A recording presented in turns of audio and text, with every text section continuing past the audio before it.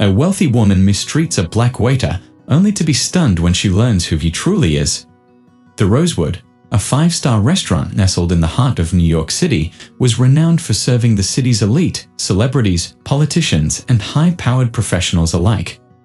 It wasn't just the exquisite food that drew them in, but the prestige the restaurant symbolized.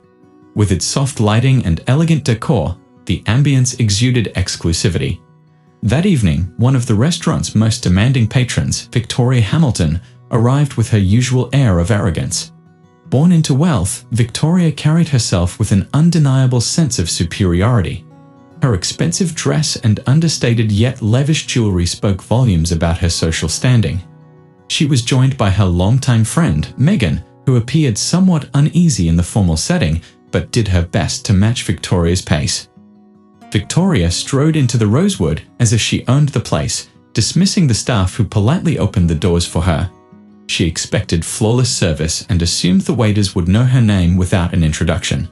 What Victoria didn't know was that the restaurant's owner, Michael Carter, a black man, was working that night as one of the waiters.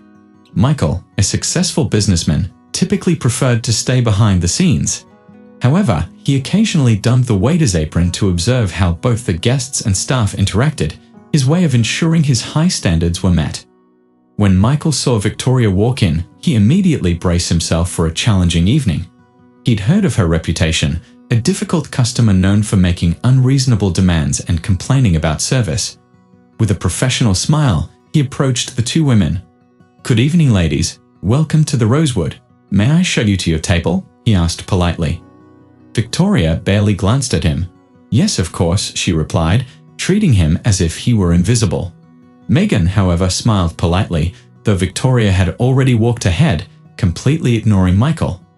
Once seated at one of the best tables, Victoria surveyed the restaurant as if it were her domain. She was accustomed to this behavior. "I hope the service is up to par tonight," she said to Megan, but loud enough for Michael to overhear as he passed by with the menus. Michael, having dealt with this kind of behavior countless times, kept his composure. He knew it would be a long night, but he wasn't going to let her arrogance throw him off track. After all, he was the owner, and handling people like Victoria was part of the job. With the menu in hand, Victoria wasted no time in making demands before even looking at the options. "I expect the wine to be perfectly chilled. Last time it wasn't at the right temperature," she said, flipping through the menu. "And I prefer my main course to be made with organic ingredients. You have your own farm, right?"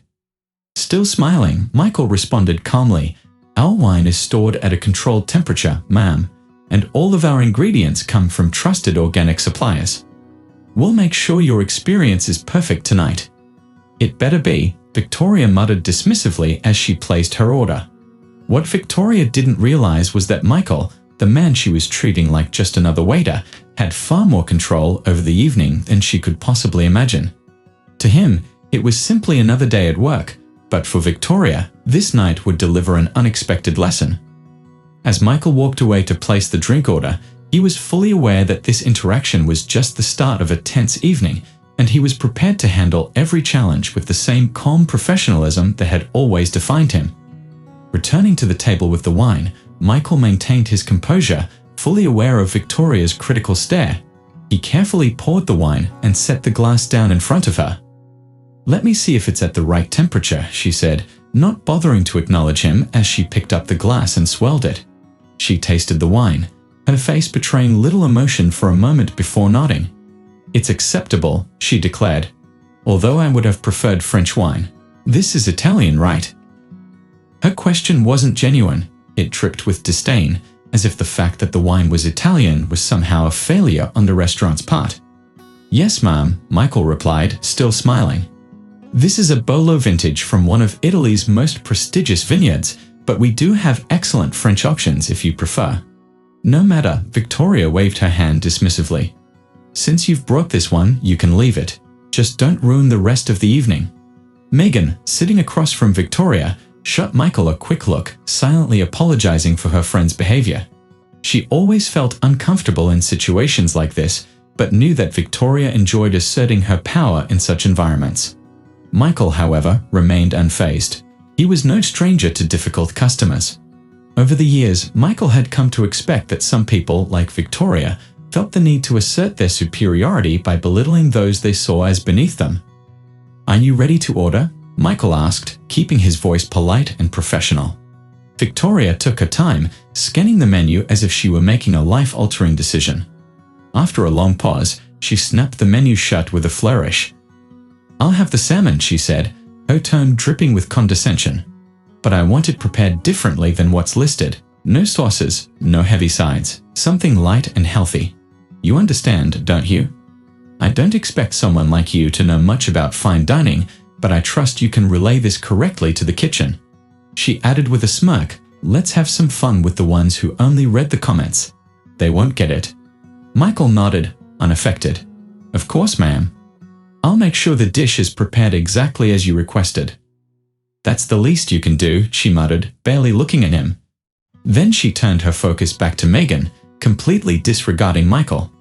Megan, clearly uncomfortable with her friend's behavior, placed her order in a much friendlier tone, asking for a simple salad. She thanked Michael, and he walked away to pass along the orders to the kitchen. As he walked, Michael couldn't help but reflect on the encounter. Arrogant behavior was nothing new to him, especially in a restaurant like this, where many customers saw their status as a license to treat staff with disdain. He was all too familiar with the biases, both overt and subtle, that some patrons, like Victoria, carried with them. As a black man working in a waiter's role, Michael knew that he was often seen through the lens of preconceived notions. But unlike many other employees who might feel powerless in such situations, Michael was in a unique position. He owned the Rosewood, one of the city's top restaurants, a status he'd earned through years of hard work and perseverance. And with that power came a sense of calm. No matter how disrespected he was, he knew something Victoria didn't. He controlled the night. In the kitchen, Michael relayed Victoria's demands to the chef, who raised an eyebrow. "Is she always like this?" the chef asked, amused. Michael shrugged nonchalantly. "Tonight, it seems she's on a mission to test our patience. But the food has to come out exactly as she wants. No room for complaints." The chef chuckled, then nodded. "Leave it to me." As the kitchen prepared the dish, Michael continued serving other tables, but he kept a watchful eye on Victoria. Several times, he caught her glancing at him from across the room, as if she were waiting to find something to criticize. It was clear that she was searching for any flaw in his service that would give her an opportunity to reinforce her sense of superiority. When the dish was finally ready, Michael made a point of delivering it to the table himself. He placed the plate carefully in front of Victoria. "Your salmon, prepared as requested, ma'am," he said with a slight but professional smile. Victoria eyed the plate with the precision of an art critic. Slowly, she picked up her fork, sliced a piece of the fish, and brought it to her mouth. There was a brief silence as she chewed, her expression unreadable. Finally, she put her fork down and said, "It's acceptable, but I've had better." Megan let out a small sigh, casting an apologetic look at Michael, who remained perfectly composed. "I'm glad it's to your liking, ma'am," Michael replied with the same calm demeanor. "If you need anything else, I'll be right here." "I expect so," Victoria responded coldly, dismissing him with a wave as she turned back to Megan. To her, Michael might as well have been invisible. Victoria's night of superiority was just beginning. After passing judgment on the salmon, she resumed her conversation with Megan, always with the air of someone waiting for another opportunity to critique. "Have you noticed how the service here is a bit below standard?" she remarked, her voice laced with disdain. Victoria remarked casually, not bothering to lower her voice, "It's not what it used to be, back when real waiters worked here." They knew what they were doing. Megan shot a quick, uncomfortable glance toward the table next to them, where a couple of nearby diners seemed to have overheard the comment. "I think he's doing a good job," she replied carefully. "He seems to be trying." Victoria let out a dismissive laugh. "Trying isn't enough in a place like this, Megan. If you're paying this much for a meal, you have the right to expect perfection. Honestly, I don't think they train anyone properly anymore. They probably just hire anyone these days. Look at him." She leaned in as if sharing a secret. "He seems so out of place here, like he doesn't know what real luxury is." Megan frowned. "You're exaggerating, Victoria. He's been polite the whole time." "Politeness isn't enough," Victoria retorted sharply. He should know how to read his customers, how to adapt to us. For example, I expected him to know which wine pairs best with the dish. But of course, you can't expect that from someone like him, can you? Michael, who was close enough to hear, continued serving other tables but caught every word. He was used to being the target of such thinly veiled comments, but unlike many customers who kept their opinions to themselves, Victoria seemed determined to make her prejudices clear. As the evening dragged on, Victoria found flaws in every detail of the service. The napkin Michael brought had been folded imperfectly, the fork didn't seem as clean as it should be, the water wasn't cold enough. Each new complaint was another chance for her to flaunt her superiority. "Do you think he knows anything about real wine?"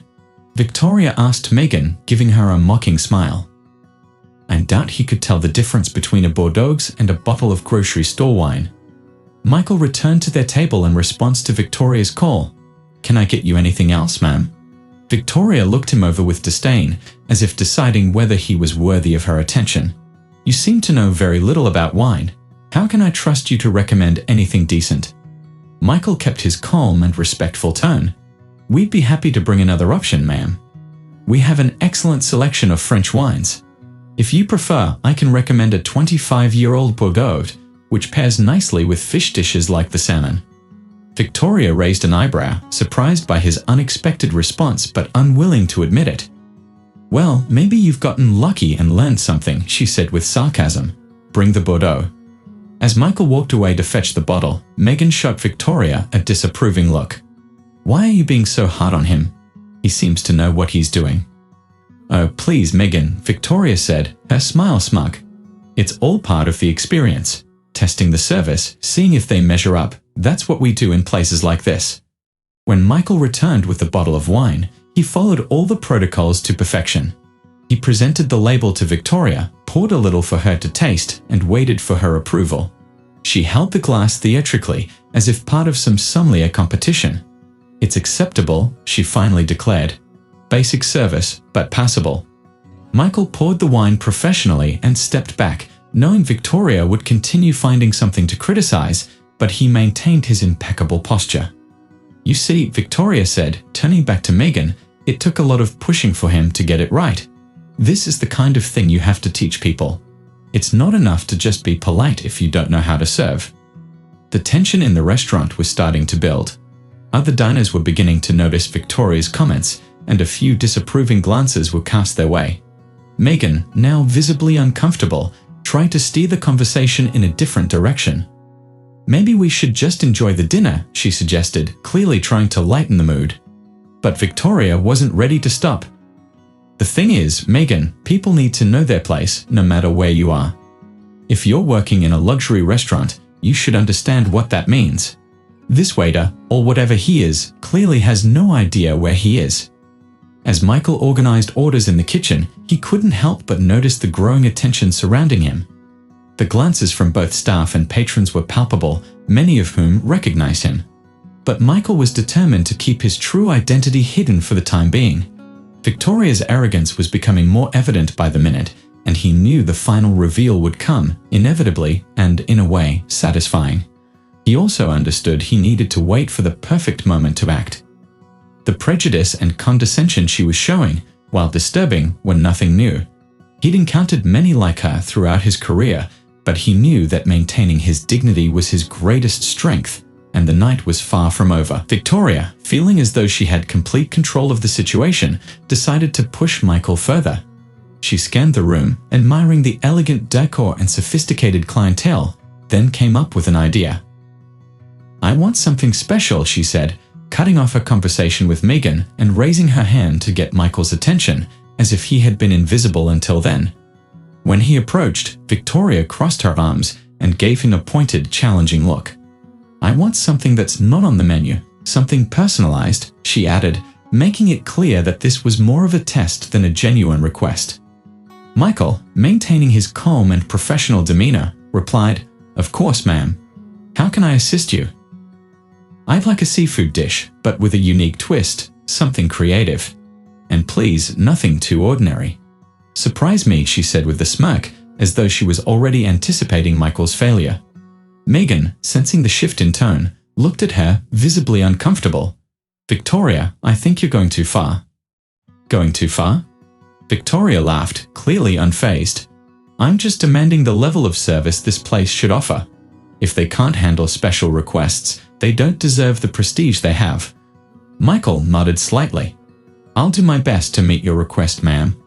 I'll consult the chef and return shortly with a suggestion." Victoria smiled, pleased with the idea of pushing Michael and the restaurant to their limits.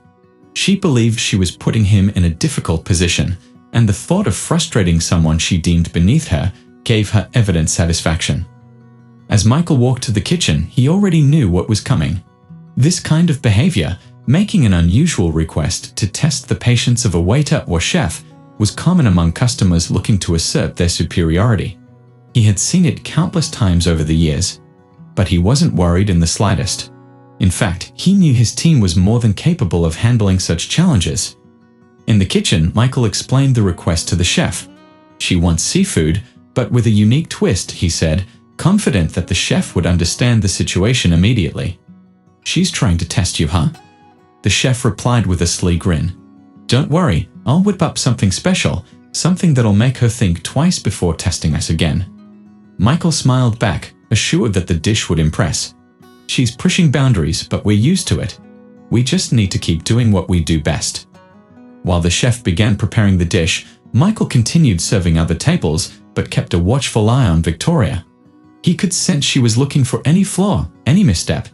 She occasionally glanced his way, seemingly scrutinizing his every move, waiting for an opportunity to complain. After some time, the special seafood dish was ready.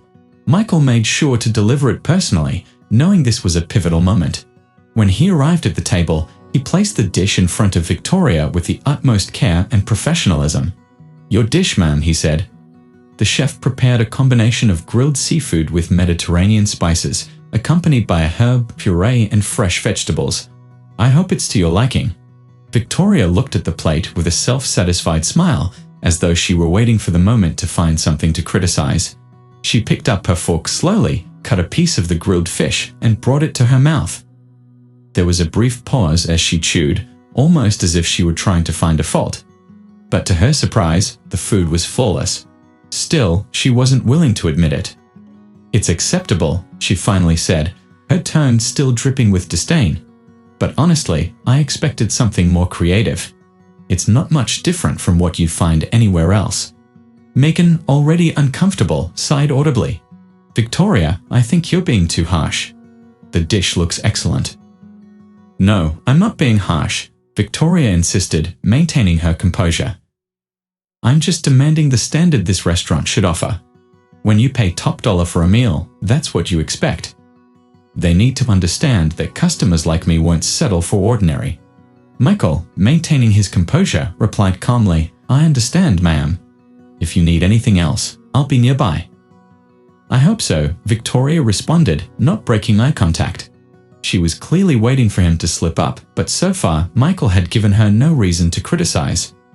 As he walked away, Michael could feel the weight of Victoria's gaze on his back. She was determined to test his patience, but Michael wasn't easily shaken. He had faced far worse in his life and career, and he knew handling customers like Victoria was just part of the job.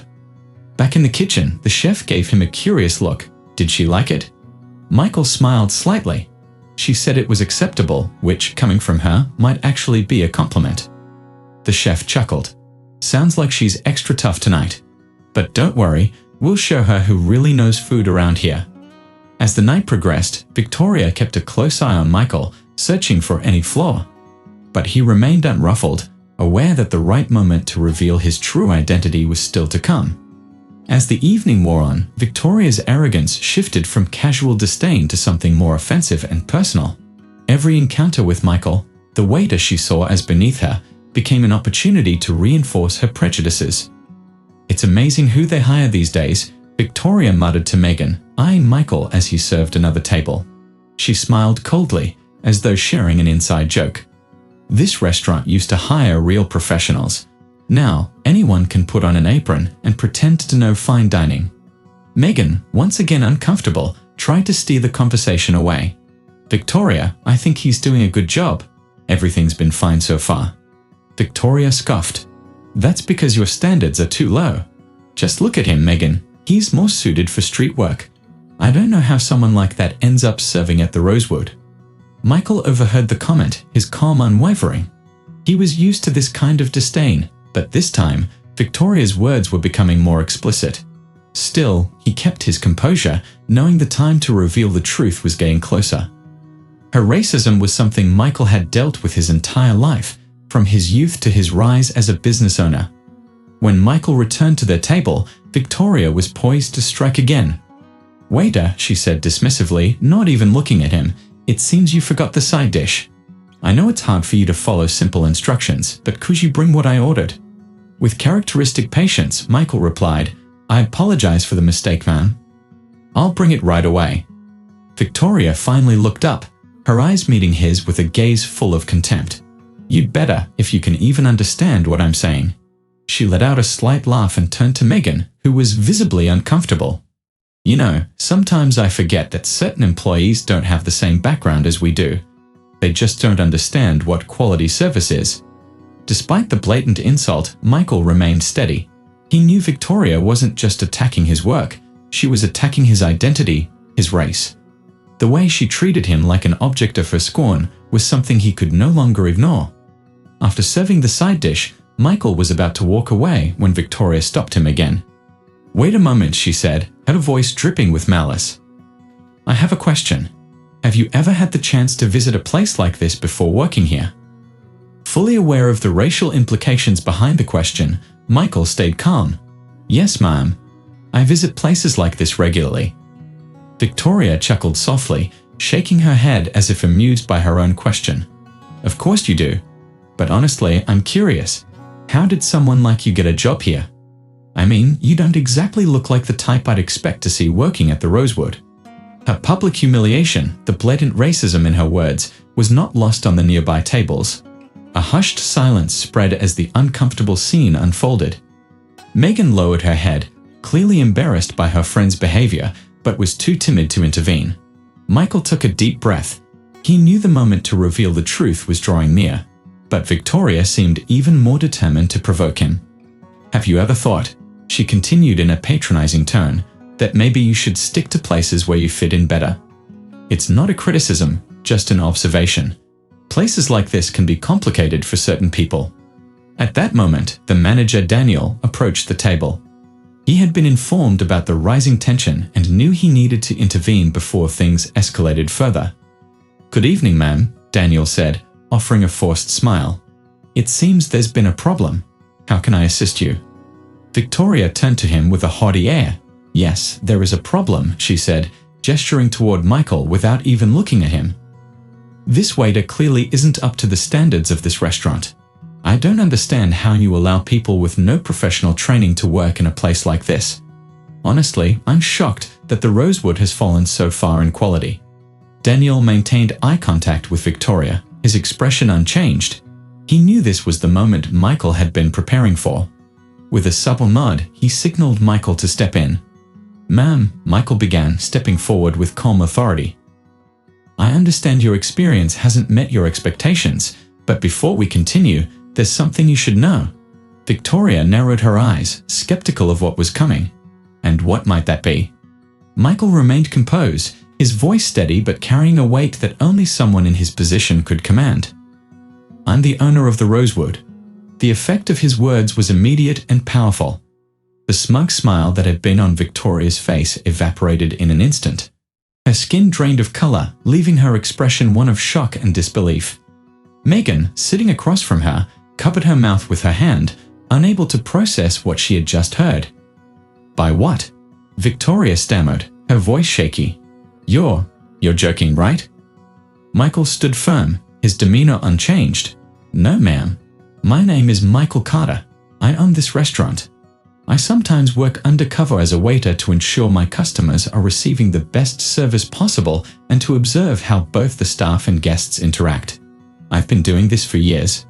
Victoria was frozen. All her bravado, her smug posture, her thinly veiled racism, everything fell apart in that instant. The restaurant, once alive with conversation, became eerily silent and every gaze in the room seemed to fixate on Victoria's table. I didn't know.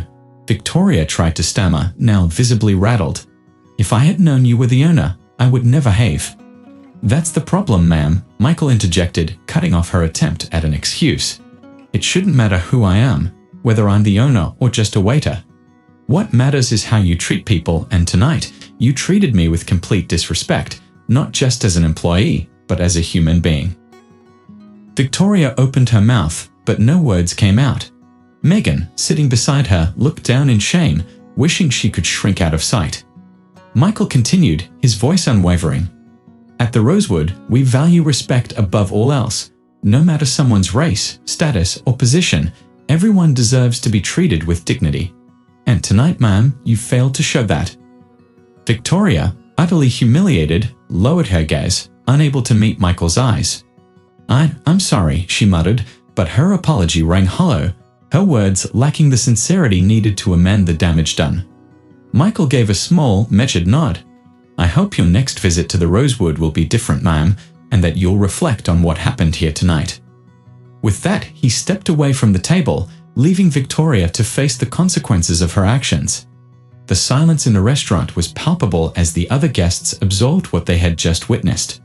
For the first time in a long while, Victoria was no longer in control. And this time, there were no excuses to save her reputation. Victoria sat in stunned silence, her hands trembling on the pristine white linen tablecloth. The grandeur of the Rosewood, which had once seemed so imposing, now felt suffocating. The quiet murmur of guests, the heavy stares from nearby tables, all weighed down on her. For the first time that night, she felt small, vulnerable. Megan, still speechless, glanced at her friend with a mixture of pity and discomfort. Victoria, I think we should go, she whispered, her voice thick with embarrassment. Victoria, unable to process everything that had just unfolded, simply nodded. She struggled to stand, the weight of the moment dragging at her. Each step toward the exit felt like an eternity. Her arrogance and confidence, once so unshakable, had been shattered, publicly and undeniably. As she passed by the tables, she could feel the eyes of every guest on her, eyes filled with judgment, disapproval, and perhaps even disdain. The very same contempt she had projected onto Michael throughout the evening was now being directed at her, and the realization hit her hard. The impact of her actions and the exposure of her true nature was overwhelming. Victoria had always believed herself to be above everyone, untouchable in her bubble of privilege. But that night, her world had been turned upside down. As she made her way out of the restaurant, she passed Daniel, the manager, who watched her with a serene, almost indifferent expression. He said nothing, but his gaze spoke volumes. A new standard of behavior had been set at the Rosewood, and customers like Victoria were no longer welcome if they couldn't meet it. Victoria and Megan left the restaurant in silence, the cold New York night biting at them with a sharpness that mirrored Victoria's emotional turmoil. Outside, the city hummed with life, cars speeding by, people going about their business, indifferent to her humiliation. Inside, Michael paused for a moment of reflection. He knew tonight was significant, not just for exposing Victoria's prejudice, but for reaffirming his core values as both a businessman and a human being. He had fought hard for everything he had, from his humble beginnings to owning one of the city's most prestigious restaurants. And along the way, he had encountered many people like Victoria, individuals who judged him based on his skin color or appearance, without ever understanding his story. Daniel approached Michael, snapping him out of his thoughts. You handled that very well, Michael. She had no idea who she was dealing with. Michael offered a weary smile. It wasn't the first time, Daniel, and unfortunately, it won't be the last. But this was an important victory. Daniel nodded, his expression thoughtful. I'll never forget this. Michael's voice grew more serious. I hope she learned something. I'm not here to humiliate anyone. I'm here to remind people that respect is for everyone, whether I'm the owner or just a waiter. What matters is the dignity with which we treat each other. As the restaurant began to return to its usual rhythm, with guests resuming their conversations, many still whispered about what had just unfolded. Michael surveyed the room, relieved that the energy hadn't been completely disrupted. He had managed to keep his composure, and that alone had been enough to prevent the situation from spiraling out of control. Soon after, a few patrons approached Michael, thanking him for the excellent service and the welcoming atmosphere he had created. An elderly woman seated at a nearby table walked up to him with a warm smile. "You're a very patient man," she said, her voice kind. Not everyone would have kept their composure in front of someone like that. Michael smiled back, touched by her words. "Thank you, ma'am. Sometimes patience is the best response." The woman nodded, picking up her purse as she prepared to leave. "You have a beautiful restaurant here. I'll be back more often." Michael thanked her once more and watched her leave, feeling a quiet surge of confidence in his mission. The Rosewood was more than just a fine dining establishment. It was a place where respect was valued, not just for the food, but for the quality of its atmosphere, something he was determined to cultivate. As the night drew to a close and the restaurant slowly emptied out, Michael walked back to his office at the rear of the establishment. He sat down in his chair, allowing himself a few minutes to reflect. Although he had dealt with similar confrontations before, something about this one felt different. Perhaps it was the rawness of the racism Victoria had displayed, or the way he had been able to demonstrate that respect and dignity always prevailed. He thought about his journey, the challenges he had faced as a black man in an industry dominated by white elites, the constant battle to be seen as an equal by his peers, and how tirelessly he had worked to prove that he not only belonged in this world, but thrived in it. The incident with Victoria was a stark reminder that the fight against prejudice was far from over, but it also reaffirmed that he was on the right path.